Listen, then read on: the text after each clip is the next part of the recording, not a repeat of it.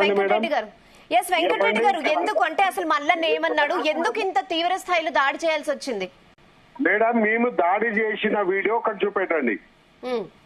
మేము ఏదైనా పగలగొట్టింది వీడియో చూపెట్టండి. లేకుంటే మేము మల్లన్న గారితో నువ్వు ఎందుకు అట్లా అన్నావు అని చెప్పి మాట్లాడడానికి మా లలిత గారు వెళ్ళారు, ఎక్స్ కార్పొరేటర్ గారు. ఆడపడుచులు అందరు కలిసి వెళ్ళారు. ఎందుకు అన్నావు అన్నా ఇట్లా అని మాట్లాడటానికి వెళ్ళారు. మాట్లాడటానికి వెళ్ళినప్పుడు వాళ్ళు అక్కడ వీడియోలు పంపిస్తాము. ఆ గన్మెన్ల వాతావరణం ఏంది, గుండాలేంది, రౌడీలేంది. ఆయన ఇప్పుడు కాదు ఇంతకు ముందు కూడా ఆయన ఆఫీస్ లో కొట్టిండు అందరినీ. ఇది ఎట్లా, ఇది ఆయన ఏమనుకుంటాడు ఆయన మనసుకి? నేనేమన్నా చెల్తది అంటే ఎట్లయితది? 10 సంవత్సరాల సీఎం కూతుర్ని ఎమ్మెల్సీ నేను ఇష్టం వచ్చినట్టంటావా? ఇప్పుడు మీరే వెళ్లి దాడి చేసేస్తారా? ఆయన అట్లా దాడి ఎవరు చేసారు మేడం? అంటే ఆయన ఏమన్నా మాట్లాడారా? కంచము మంచము ఏమన్నా కంప్లైంట్ చేయాల్సింది. అవును మేడం, నేను ఏమంటున్నా, పోలీస్ స్టేషన్ ఆయనకు మేము 10 గంటల వరకు టైం ఇచ్చాం, క్షమాపణ చెప్పమన్నాం. తప్పు మాట్లాడను ఆడపక్షుల గురించి. అలాగైతే ప్రతి పొలిటీషియన్ రోజుకి ఎన్నో మాటలు మాట్లాడుతున్నారు, ఒకరి మీద ఒకరు విమర్శలు చేసుకుంటున్నారు, ఇలాగే దాడులు చేసుకుంటూ పోతున్నారు. ఆయన మాట్లాడింది కరెక్ట్ అంటారా?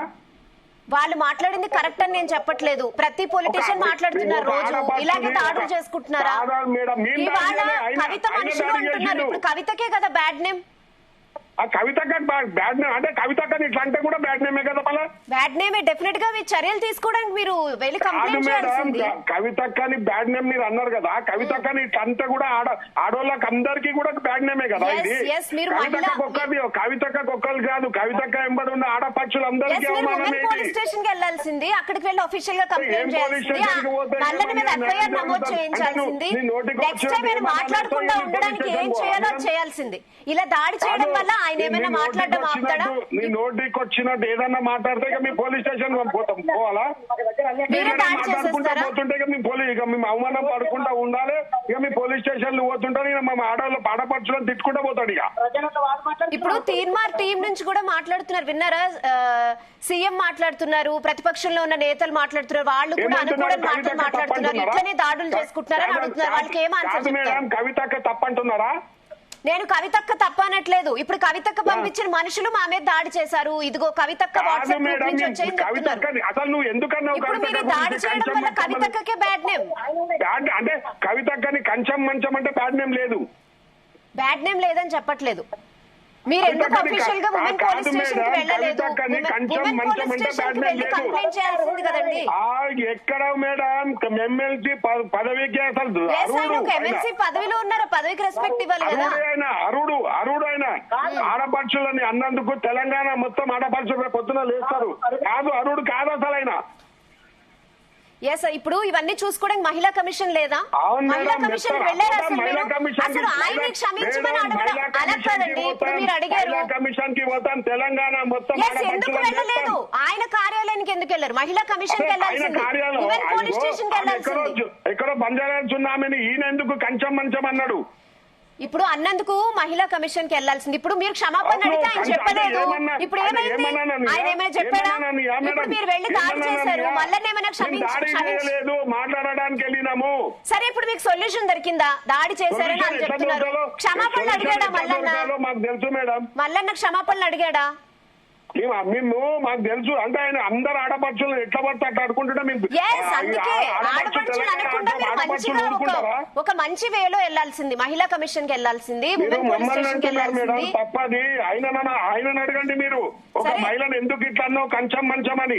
ఇప్పుడు మీరు చూస్తున్నారు, ఇదిగో మల్లన్న మనుషులు మీ కార్యాలయం దగ్గరికి రాలేదు, మీ మనుషులు ఆయన కార్యాలయం వెళ్ళారు. మనం విజువల్స్ లో క్లియర్ గా చూస్తున్నాం. ఆయన ఫర్నిచర్ మేము అడుగుతానికి వెళ్ళాం.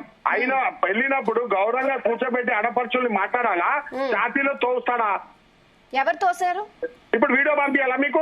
ఇప్పుడు మల్లన్న కార్యాలయం విజువల్స్ ఉన్నాయి మన దగ్గర. అక్కడంతా ఆయన ఫర్నిచర్, ఆయన కంప్యూటర్ ఇవన్నీ ధ్వంసమయ్యాయి. పంపించండి. ఇప్పుడు మేము అన్ని విజువల్స్ ఇస్తున్నాం. ఇప్పుడు మీరు విజువల్స్ లో చూడండి, జీ తెలుగు న్యూస్ లో అక్కడ మల్లన్న ఆఫీస్ లో జరిగిన దాడి, కింద రక్తం, బ్లడ్. నిజంగా మాట్లాడితే ఇంత దాడులు చేస్తారా? ఇది ఎంతవరకు కరెక్ట్? నిజంగా దీని వల్ల బ్యాడ్ నేమ్ కవితకే కదా, కవిత గారికే కదా. కాదు ఆడపడుచులను చంపేస్తారా వాళ్ళు? మీరు చంపడానికి వెళ్ళినట్టుంది, వాళ్ళు రాలేదు కదా, మీరు ఆయన కార్యాలయానికి వెళ్ళారు.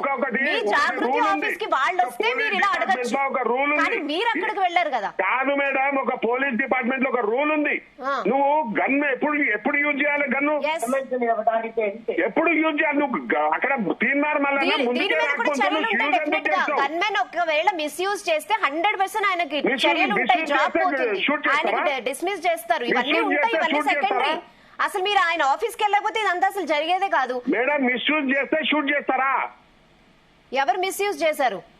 ఇప్పుడు ఎమ్మెల్సీకి గన్మెన్ గా ఉండాల్సిన బాధ్యత ఎమ్మెల్సీని కాపాడుకోవడమే కదా. ఇప్పుడు మీరు అందరూ అంతమంది వెళ్తే ఆయన ఆఫీస్ కి ఆయన ఫైర్ చేయకుండా ఏం చేస్తారు? ఆయన కాపాడటానికే వాళ్ళకు ఉద్యోగాలు ఇచ్చింది గన్మెన్ గా. దీన్ని సహించదు, రేపటి నుంచి డెఫినెట్ గా సహించదు, నేను కూడా సహించను. ఇట్లా మాట్లాడటం ఉమెన్ మీద ఎవ్వరూ ఇలా మాట్లాడకూడదు. నేను కూడా యాక్సెప్ట్ చేస్తా, ప్రతి అమ్మాయిని ఆడదని రెస్పెక్ట్ చేయాల్సిందే.